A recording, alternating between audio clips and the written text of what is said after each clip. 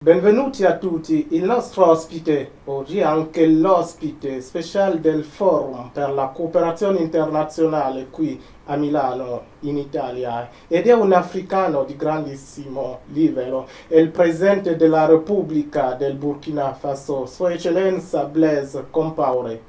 Notre invité pour ce forum international sur la coopération italienne est le président de la République du Burkina Faso. C'est une voix qui compte et qui honore la jeunesse africaine et nous sommes heureux donc de l'accueillir sur notre antenne. Merci beaucoup, Monsieur le Président. Bonjour. Bienvenue en Italie. Merci. Alors, vous êtes venu pour le forum de la coopération internationale. Je voudrais vous demander déjà quel est votre sentiment au moment où vous participez à un tel forum.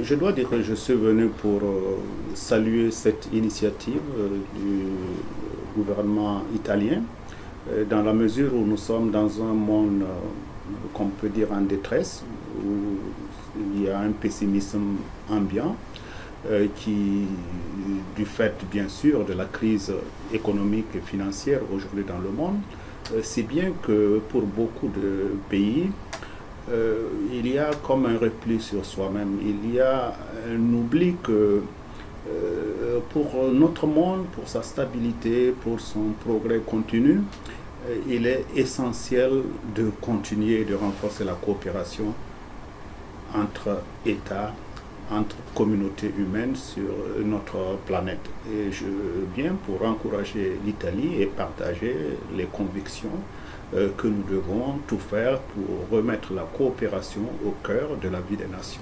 Vous avez coutume de dire avec votre voix que vous portez au nom de l'Afrique partout que le monde a changé, l'Afrique ne voudrait plus être assistée. C'est ça, Monsieur le Président? Non, l'Afrique voudrait être assistée, mais surtout dans des domaines qui permettent à l'Afrique de se prendre en charge, de mieux assurer par elle-même son développement, son épanouissement. Alors, cette conférence intervient 2 semaines après la signature à Rome entre le ministre Djibril Bazzole, votre ministre des Affaires étrangères, et le ministre italien de la coopération internationale, l'intégration, le professeur Andrea Riccardi, d'un nouvel accord cadre de coopération qui va aboutir d'ailleurs à l'ouverture très prochaine, à la réouverture du bureau de coopération de la coopération italienne au Burkina Faso. Quel est votre sentiment par rapport à cet accord? Bien sûr, nous sommes très reconnaissants pour l'Italie d'avoir pris cette initiative, de donner un départ nouveau à notre partenariat qui dure depuis quelques décennies maintenant, et surtout d'envisager avec nous des actions concrètes qui vont permettre à nos communautés de base surtout d'aller un peu plus vers la modernité, de se construire des capacités supplémentaires pour mieux affronter les défis du développement dans notre pays. Ce qui veut dire que nous allons essentiellement faire en sorte que ce qui est pour nous une richesse importante pour le Burkina, c'est-à-dire la ressource humaine, que nous puissions la valoriser, lui donner plus de capacités à travers la santé, l'éducation, la formation, les partenariats avec des sociétés ou collectivités territoriales ou les organisations de la société civile italienne, renforcer ces liens de partenariat afin d'ouvrir davantage notre société à la fois à la modernisation, mais à des créations économiques beaucoup plus fortes. Et cela m'amène à vous demander, Monsieur le Président, quand on rencontre un Burkinabé aujourd'hui, comme la forte communauté burkinabé qui est en Italie, il y a cet orgueil qui manque tant, cette sorte de patriotisme qui fait que la diaspora du Burkina Faso est toujours prête à retourner au pays, donner un coup de main. On voudrait vous demander quel miracle vous avez fait pour convaincre cela de retourner. Je pense que les Burkinabés, d'une manière générale, aiment leur pays. Et si vous remontez pas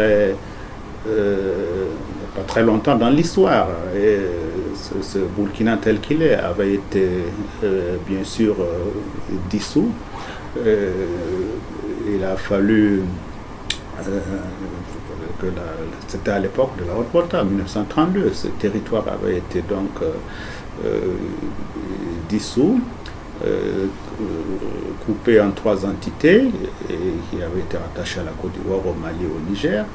Mais grâce à la lutte des filles et fils de ce territoire, le Burkina a été reconstitué. Donc c'est quand même des hommes et des femmes qui ont un attachement particulier à leur pays, et nous pensons que c'est aussi une indication que nous pouvons, sur la base, comme je le dis, de nos ressources humaines, construire un Burkina beaucoup plus épanoui. Dernière question dans ce chapitre, Monsieur le Président, pour parler du Burkina Faso. Ce matin, pendant votre allocution, vous avez dit que le cadre pour les investissements au Burkina Faso est favorisé déjà depuis la présidence de la République, parce qu'on sait qu'il est très difficile d'investir en Afrique. Vous avez un instrument qui invite les investisseurs étrangers. Vous pouvez nous en parler, Monsieur le Président?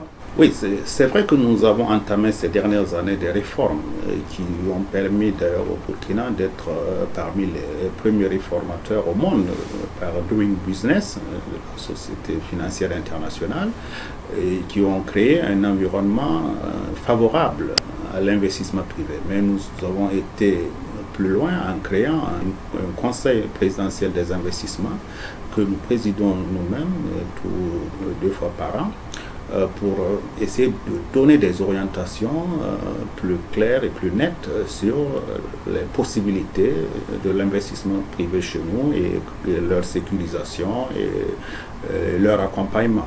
Aujourd'hui, nous pensons que pour des investisseurs qui viennent dans un pays où parfois ils ne parlent pas la langue, il faut créer un centre d'accueil, et c'est pour cela l'agence de promotion de l'investissement a été donc créé, un centre d'accueil pour mieux justement donner la possibilité à ces opérateurs d'entrer très vite dans les règles et de voir quelles sont les facilités qu'ils peuvent attendre de nous, pour que cette attente du Burkina soit accompli très vite, au lieu que nous ayons des opérateurs qui cherchent à investir mais qui n'ont pas d'interlocuteurs sur le pays.